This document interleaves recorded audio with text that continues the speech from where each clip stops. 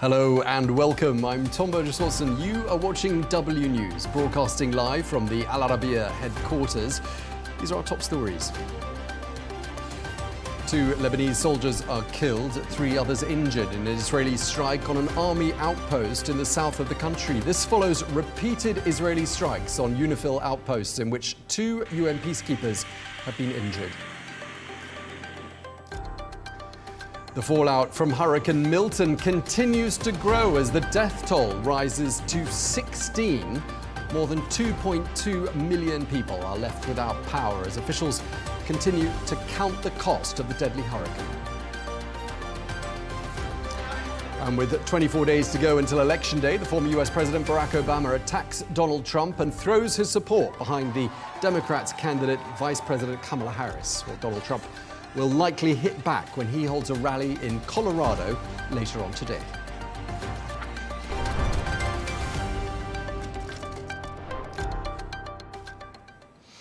Welcome. Thank you very much for joining us. We begin with Lebanon, where the country's Ministry of Foreign Affairs says that 2 Lebanese soldiers have been killed, 3 others injured in an Israeli strike on an army outpost in the south of the country. Well, earlier in the day, 2 UN peacekeepers were injured when the Israeli military struck a watchtower that belonged to a Sri Lankan battalion, which was part of the UN interim force in Lebanon. Well, the Israeli military says they're investigating the incident, but they say that they did warn UNIFIL of fighting nearby. Well, in response, the Lebanese government has instructed the Ministry of Foreign Affairs to call on the UN Security Council to vote on a resolution for an immediate and comprehensive ceasefire. Well, this comes after 22 people were killed, 117 others injured during Israeli strikes in central Beirut last night. Well, the strikes hit a densely populated residential area in the heart of the Lebanese capital, which had previously been untouched by such attacks. Well, reports suggest that Wafiq Safa, the head of Hezbollah's liaison and coordination unit, was the intended target, although it is believed that he survived. Well, let's get the latest from Beirut now, and we can speak to the Middle East correspondent at The Economist, Gareth Browne, who joins us now. Gareth, thank you so much for being with us once again here on Al Arabiya News. Last night's deadly air raid on central Beirut, presumably it was terrifying. It's understood that all the victims were civilians. Just bring us up to speed on the latest on the ground today.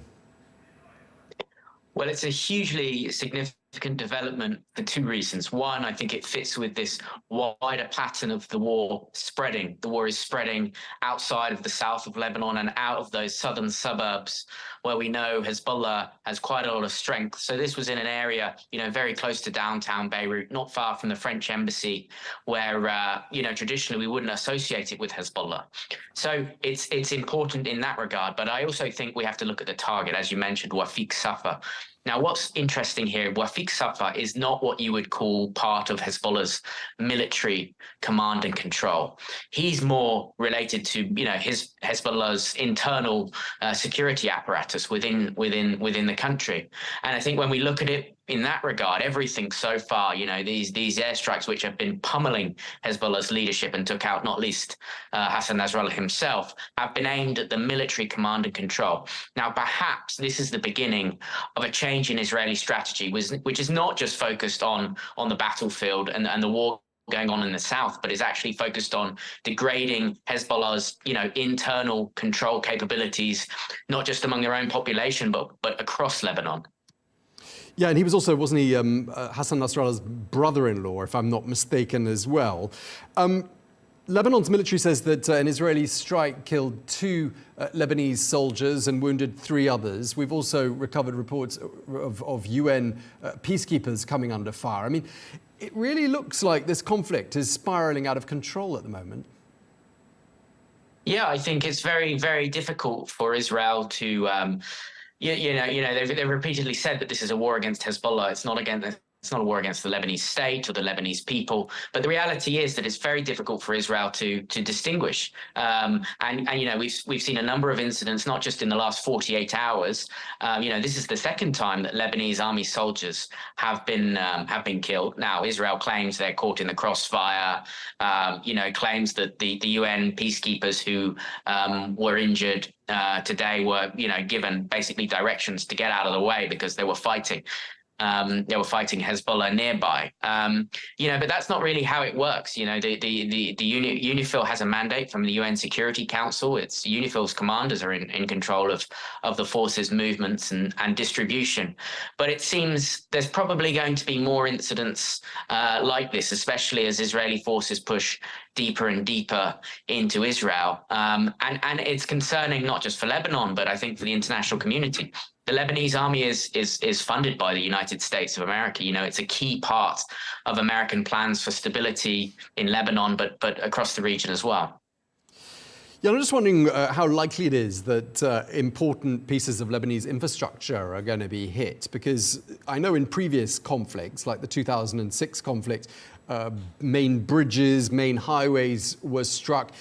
It's all eyes on the airport as well at the moment, isn't it? Absolutely right. And I think when you ask people about their memories of 2006, usually the first thing they say is they talk about the airport, and they talk about that being closed. And, Lebanon has this huge land border with Syria, which is just practically not usable for many, many people living here. And I think the airport is a key conduit, not just for people getting out or fleeing, but also for humanitarian aid. We saw the Prime Minister's just announced that Saudi Arabia is going to, start an air bridge, and basically be flying in humanitarian support. That's going to start imminently. The airport is Lebanon's lifeline to the rest of the world. And that's the key piece of infrastructure. But I think, we have to look at Gaza and potentially any kind of piece of infrastructure. It could be desalination plants, it could be power plants, it could be bridges. Everything could potentially be a target. And I think that will be a sign that the war is deepening, is widening, is creeping closer to Beirut. We haven't seen it yet. And, as I speak, flights are still coming in and out of Beirut airport, but it's on the front of everyone's mind. Yeah, those flights coming in empty and, of course, leaving full with people trying to escape the country. And just lastly, I just wonder what morale is like in Lebanon right now. I just wonder what the mood is like. I mean, I'm assuming at times like this, people are glued to their televisions. What are people saying to you? Yeah, I think everyone's watching the news. Everyone's getting their information, perhaps in the same way that we are getting ours. I think, in the last week or two, I think the war has started to feel a lot closer.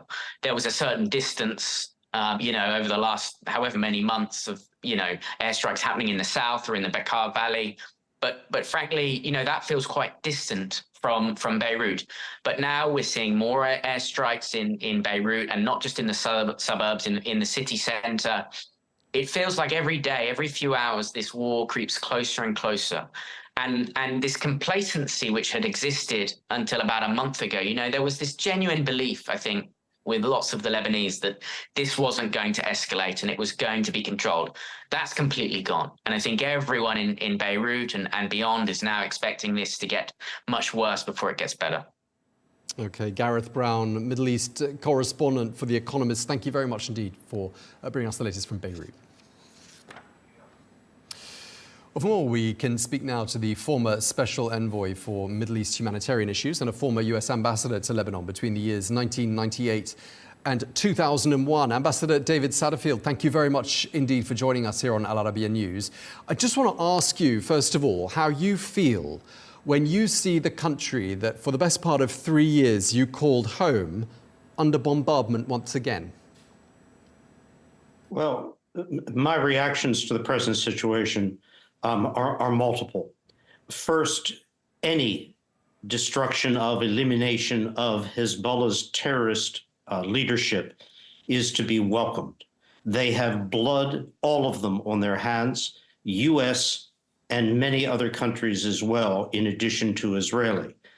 The issue is support for the progressive diminution of Hezbollah's leadership is quite different from a campaign that even potentially has a goal in Lebanon beyond the very specific one of implementation of UN Security Council Resolution 1701. That has to remain the goal. And US diplomacy has been focused on exactly this point. It means you don't strike infrastructure. You don't strike innocent civilians. You don't attack, whether it is by accident or intent, UNIFIL personnel, or the Lebanese armed forces who are caught in this situation. The focus has to be as precise as possible on a mix of kinetic pressure on Hezbollah plus diplomatic efforts to achieve a resolution along with the Lebanese government that produces compliance by Hezbollah at long last, 18 years on, with Resolution 1701. Now, you will have seen the comments made this morning by Prime Minister Mikati that there was an acceptance of 1701. We need to hear that from Hezbollah, and it has to be demonstrated on the ground. And the commentary cannot be through third parties or vague. It has to be an acceptance that 1701 will be implemented. If that is indeed the case, then international U.S. diplomacy is ready and prepared to put this into place, and this fighting and its consequences can stop. It's been just over 20 years since you last lived in Lebanon. I just want to ask you, I mean, first of all, I imagine there's a great sense of déjà vu about what's happening, but is there a sense in your mind that this was somehow inevitable? Did this look like this was an inevitability, do you think? No, it doesn't, not to me. Indeed, if you had asked me at any point since October 8, when Hezbollah chose to initiate without provocation attacks on Israel, which have continued ever since on a daily basis, is a conflict inevitable? I would have said the risk is always there, not by intent, but by misadventure, by mistake, by miscalculation. It can come, but not by intent. And that is still my view.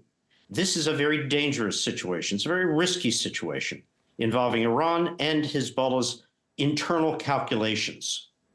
But it isn't a certainty that a genuine explosion will occur. This can still be stopped. And the best way to stop it would not just be to have a, quote, ceasefire, close quote, but to have implementation of 1701. That gives a more enduring sense of security to Lebanese in the south, as well as to Israelis in the north.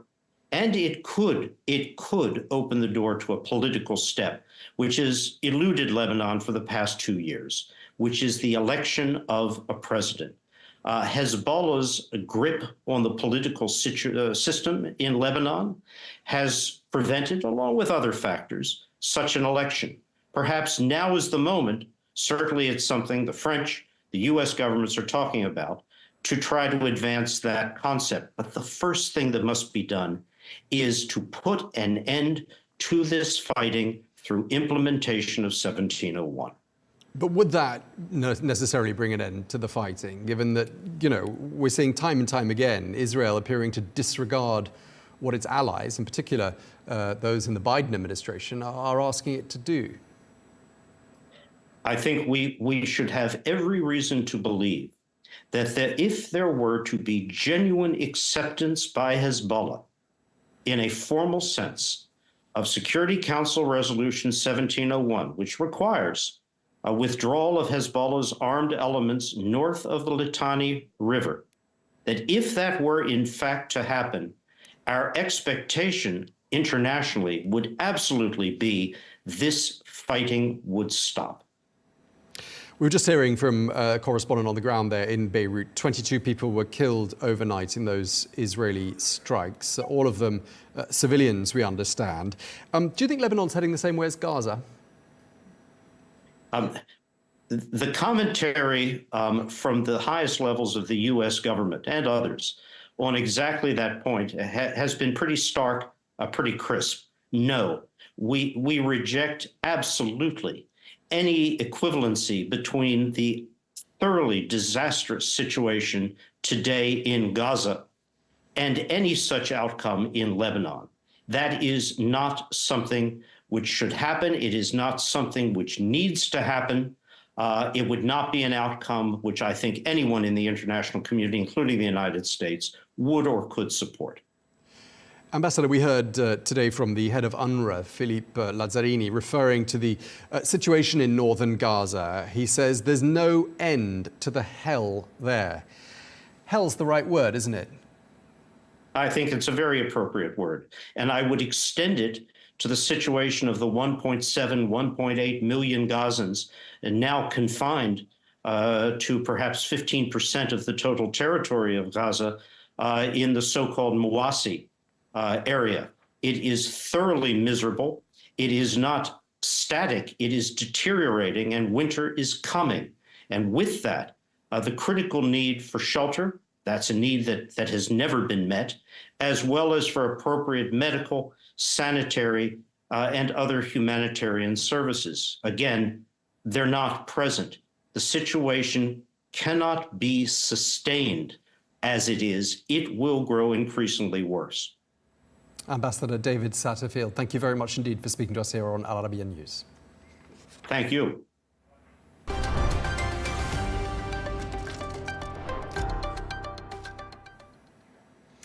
The Ukrainian President Volodymyr Zelensky has travelled to Germany as part of a multi-country tour across Europe.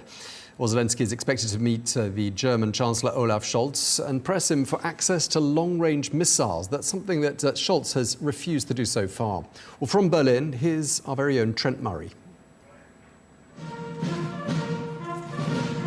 Volodymyr Zelensky is a president under pressure as his forces face a renewed surge of Russian manpower along the front. He's come to Europe to request more military aid to keep his troops in the fight. We want to defend Ukrainian independence, Ukrainian families, our people, the right of our children to live free in their own country. His two-day tour has included visits to Rome, London, Berlin and Paris. I want to restate here France's support to the Ukrainian resistance in the face of the Russian war of aggression. For Kyiv, worries remain over Washington's commitment to the war, with former President Trump using his campaign to rally against the billions spent by the US on aid to Ukraine. In so many deaths, so much destruction, it's a horrible thing. And one of the things that are very bothersome to me is the fact that Europe is paying only a small fraction of the money that the United States of America is paying. That rhetoric has rattled European capitals amid concerns that if Washington withdraws from its vast funding program for Ukraine, Europe will be forced to pick up the slack. Germany is the second biggest financial contributor to Ukraine's military aid after the US. But even so, Washington is providing 5 times the amount as Berlin. There is a quiet understanding here that if the US withdraws from this conflict, Germany and Europe, for that matter, will seriously struggle to fill the gap.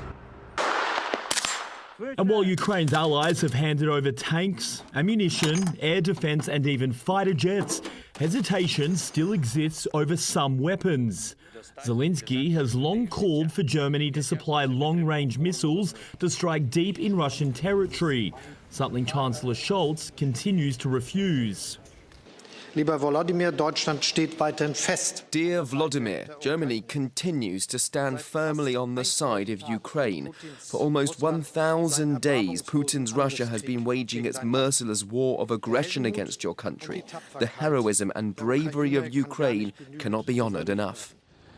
With Ukrainians bracing for another tough winter ahead amid attacks on its power plants, it will be hoping the colder months don't also bring with them a freezing of the front lines and a settlement that forces them to cede territory to the Russians, a prospect they say is likely unless Western allies stay the course and keep up their military aid. Trent Murray for Al Arabiya News, Berlin. In other news, at least 20 people have been killed in a coal mine in Pakistan after gunmen stormed the workers' living quarters and opened fire. Heavy weapons, including rocket launchers and grenades, were reportedly used in that attack. Well, reports say that at least 6 people are being treated in hospital for their injuries. One person's been killed, 12 others have been rescued from the bottom of a gold mine in Colorado. This after being stuck at about 300 meters below ground for around 6 hours. Well, the mine, which is a tourist attraction, turned deadly after the lift malfunctioned. The authorities are probing that incident. 4 workers at the Taiwanese tech giant Foxconn have been detained in China. The arrests made under charges of breach of trust, with Taiwan calling the move, quote, strange. Well, Foxconn, which is the world's largest iPhone manufacturer, is yet to comment on the incident. And survivors of the US atomic bomb dropped on Japan have been awarded this year's Nobel Peace Prize. Nihon Hidakanyo is an organization representing the survivors of the nuclear blasts in Hiroshima and Nagasaki in 1945. All the members of this group have campaigned tirelessly for a world free of nuclear weapons.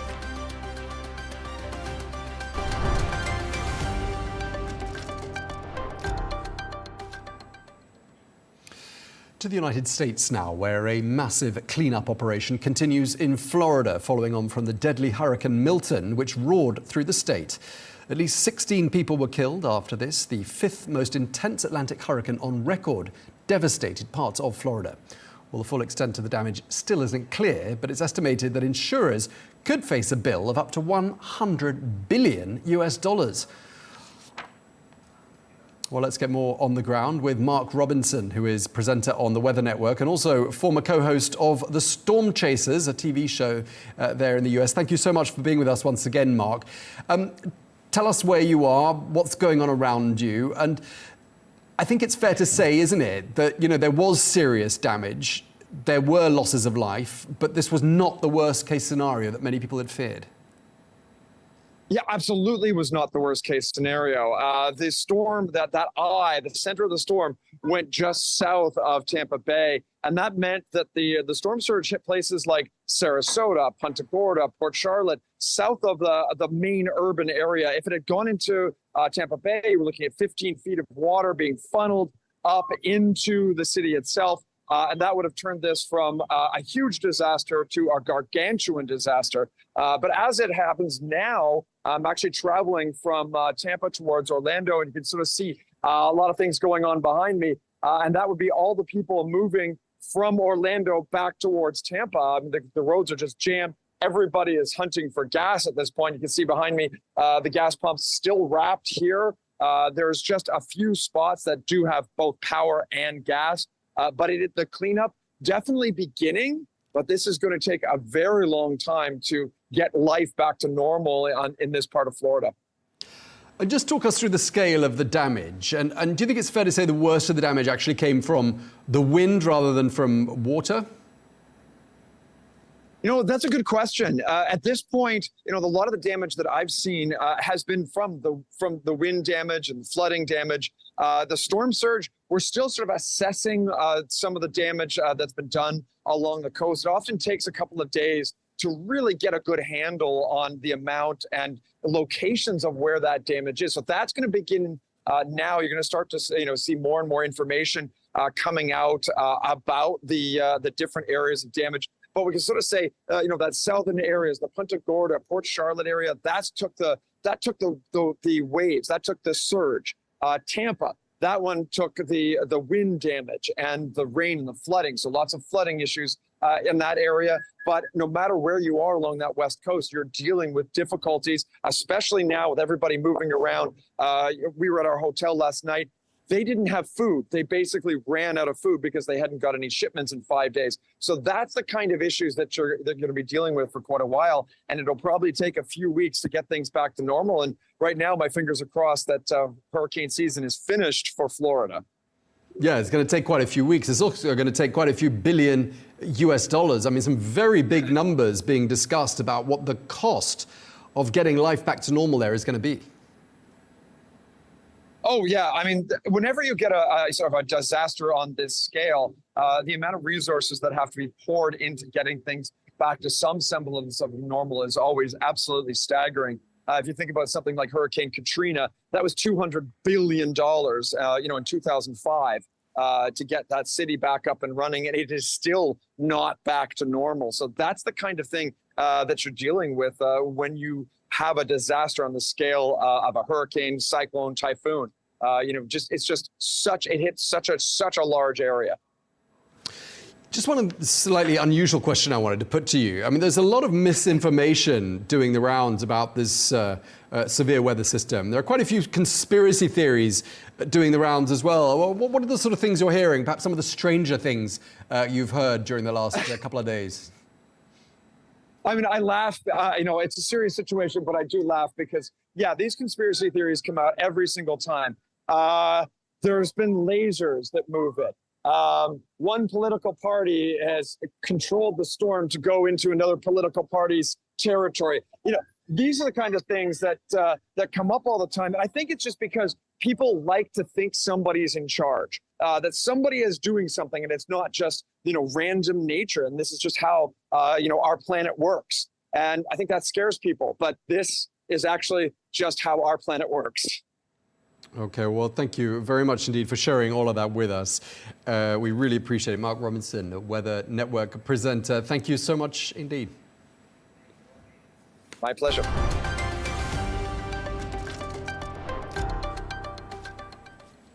We're going to stay with the United States now, and the former US President Donald Trump is expected to take aim at immigration as he continues to stoke fears in a bid to woo voters. Well, the Republican nominee is in the deep Democratic Party territory of Colorado, a state he has depicted as being a war zone overrun by Venezuelan gang members. Well, our correspondent Benji Hyer has more for us. Security camera footage of gun-toting men in a Colorado apartment building. This went viral in August. Right-wing influencers and Donald Trump latched onto the incident. The Denver suburb where it occurred has become a symbol for the former president, who claims migrant crime is a result of the high rates of illegal immigration under Joe Biden and Vice President Kamala Harris.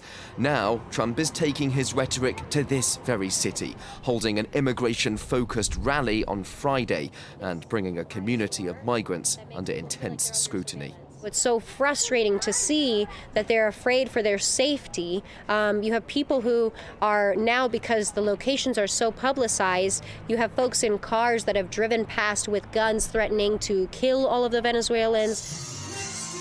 Donald Trump is pledging the largest deportation in US history if he wins in November. Polls show nearly 2/3 of Americans believe illegal immigration is a crisis, and a majority want levels reduced. It's forced Democrats to shift their tone on what is a major concern for voters. But Trump's language on the issue has been littered with lies and racist tropes. He stated in last month's presidential debate that immigrants from Haiti were eating people's pets. And he stands accused by the White House of spreading misinformation about its response to recent hurricanes, having suggested emergency funds were being diverted to illegal migrants.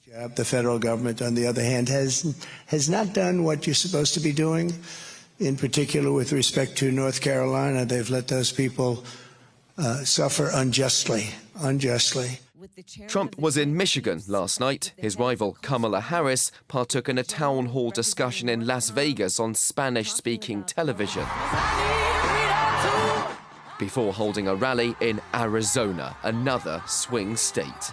Our administration has mobilized thousands of federal personnel across the region to work hand in hand with local and state officials to give folks the help they need. I have spoken with state, local officials, both Republican and Democrat, to let them know we will be with you every step of the way as you recover and rebuild.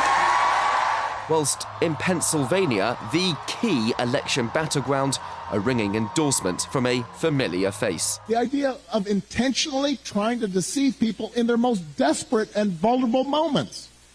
And my question is, when did that become okay? Barack Obama declared this election to be as much about character and values as policy. He's not the only former president backing Harris on the campaign trail. Bill Clinton will make stops in Georgia and North Carolina in coming days in a push to mobilize voters in the places which will ultimately decide the fate of America's political future. Benji Hyer, Al Arabiya News, Washington. Of more, we can speak now to Spencer Critchley, an award-winning communications specialist who worked on both of Barack Obama's presidential campaigns. He's also the author of Patriots of Two Nations, Why Donald Trump Was Inevitable and What Happens Next. Spencer, great to have you with us. Thank you so much for taking the time to speak to us on Al Arabiya News. The former President Barack Obama has been out on the campaign trail. Just tell us a little bit more about what he's been saying and doing in order to try to win some votes for Kamala Harris. Well, I think the most important thing that he's doing is being Barack Obama. I watched his speech last night, and there is nobody like him. It's a talent that cannot be taught. He's the kind of person who was just blessed with a natural charisma, natural ability to connect authentically with an audience, and that was on full display last evening. And it really is, I would say, more important than any of the actual content, which is something that many other Democratic candidates struggle to learn from. With Obama, the content is there. The substance is definitely there. He's a very intelligent person who is very deep on policy details, but he knows that politics is, about 99% emotional connection. And that's what we were seeing yesterday on behalf of Kamala Harris. And I think one of the great advantages of the Kamala Harris-Tim Walz campaign is that both of them are also showing themselves to be very strong in that emotional connection dimension as well. Yeah, it's extraordinary. I was just thinking as I was looking at that report filed by our correspondent there, you've got Barack Obama flying the flag for Kamala Harris. You've also got this other army of former US presidents that support her. There's Joe Biden, let's not forget, who's still in the White House. There's Barack Obama, who we've just talked about. Bill Clinton, Jimmy Carter's still alive, although I don't expect he's particularly active on the campaign trail at the moment. And potentially as well, George W. Bush, who certainly isn't supporting Donald Trump. I mean, these are really serious endorsements, aren't they? Oh, yes. And, it's quite remarkable that there are no previous Republican presidents. Now, of course, many of them have passed on, but not even vice presidents who were supporting the Republican nominee. You saw none of those leading party figures at the Republican National Convention, which is extremely unusual.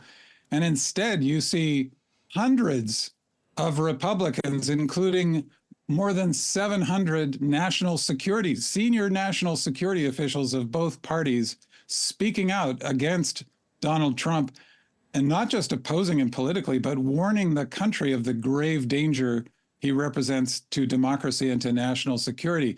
It's widely understood that George W. Bush really does not support Donald Trump, but he has not spoken out yet. I actually think he should. I think he has a duty to. But his vice president, Dick Cheney, who of course is about as Republican as Republicans get, has warned specifically that he sees Donald Trump as the most serious threat to the republic in the United States in the entire history of the United States. We're going to be hearing from Donald Trump later today when he's in Colorado, I believe, and I think he's going to be talking a lot about immigration. I mean, that is a key concern for voters there in the run-up to the US presidential election. How much are Donald Trump's messages resonating there with US voters, would you say? Well, it's clearly resonating with many millions of voters. Unfortunately, of course, Donald Trump is a classic demagogue who has earned comparisons in this dimension, at least to Adolf Hitler. Now, of course, we have to be very careful to compare anybody to Adolf Hitler because of the enormous scale of death and suffering that he was responsible for. But in terms of demonizing people who are not so-called real Americans, it's exactly the same playbook as many others have also noted. And it's evil, essentially. It is appealing to the darkest parts of human nature. And unfortunately, it's all too easy to summon those parts. It's one of the easiest tricks in the book to make one group of people hate another group of people. I mean, psychologists have proved over and over again, you can randomly collect people off the street, give them different colored T-shirts and assign them to different teams based on that. And within minutes, they'll start judging the other team as less intelligent, less trustworthy, etc.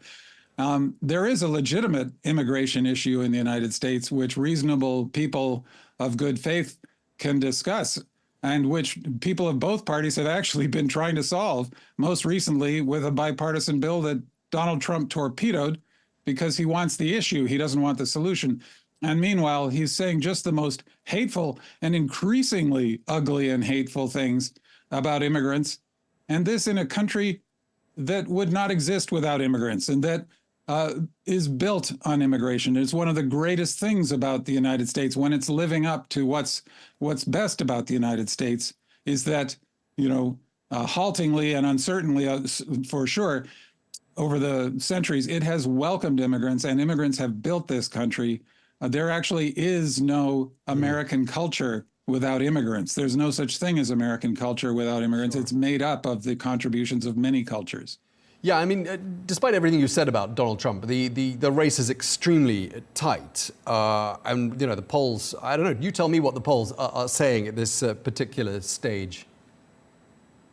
I think the polls are reflecting a deep division in the United States. And, I wrote about this in my book, and I'm continuing to think and write about it now, that ultimately this really, I think, is a psychic division. It's almost two different forms of consciousness. As the consensus worldview that used to more or less unite the United States has broken down, and we see this worldview breaking down across the developed world, people are left to construct their own worldviews or adopt worldviews offered to them. And one way of looking at this is that there are just two tribes now who look at the world completely differently, and they define even truth, what's true and what's morally good along different dimensions. It's very hard to do the liberal exercise of finding common ground in a world like that when you can't come to a common ground over what's true or what's right if you don't define truth and right the same way. There is no common ground. And so I think that's what the polls really are showing us. They're not going to budge very much one way or the other, I don't think, unless we can always see a big surprise on Election Day. But I think really this division is much more a psychic, tribal, cultural division than it is anything having to do with the different policies of the two different parties.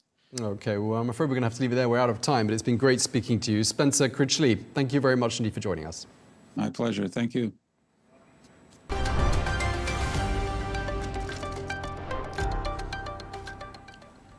Just before we leave you, some business news stories we've picked out for you. The World Trade Organization says it's forecasting a 2.7% increase for global trade in the year 2024. That prediction is slightly higher than the WTO's forecast earlier in the year. Well, the report forecasts a decline in exports in Europe, but manufacturing powerhouses like China, Singapore, South Korea will more than make up for that. The French government has been defending plans for next year's belt-tightening budget. The finance minister Antoine Armand says that the plan for billions of dollars of spending cuts and tax hikes is necessary in order to rein in France's debt burden.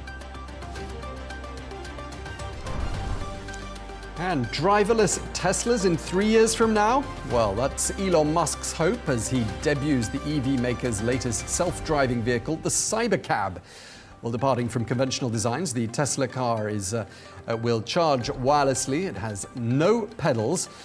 The launch event was catered for by humanoid robots, and it gave attendees the chance to test out that new car, which is expected to have a price tag of around $30,000 US.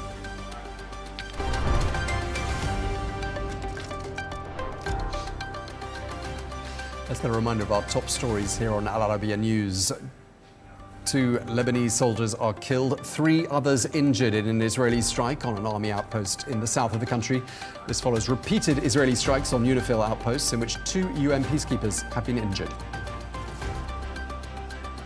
The fallout from Hurricane Milton continues to grow as the death toll rises to 16. More than 2.2 million people are left without power as officials count the cost of that deadly hurricane. And with 24 days to go until the US election, the former President Barack Obama has been attacking Donald Trump and throwing his support behind the Democrat candidate, Vice President Kamala Harris. Well, Donald Trump will likely hit back when he holds a rally in Colorado later on today. Well, that is all we have time for. Coming up next is Riz Khan's interview with the Israeli president and the Hamas head of political relations. And at 1:30 p.m, do join my colleague Rosanna Lockwood for today's edition of Global News Today.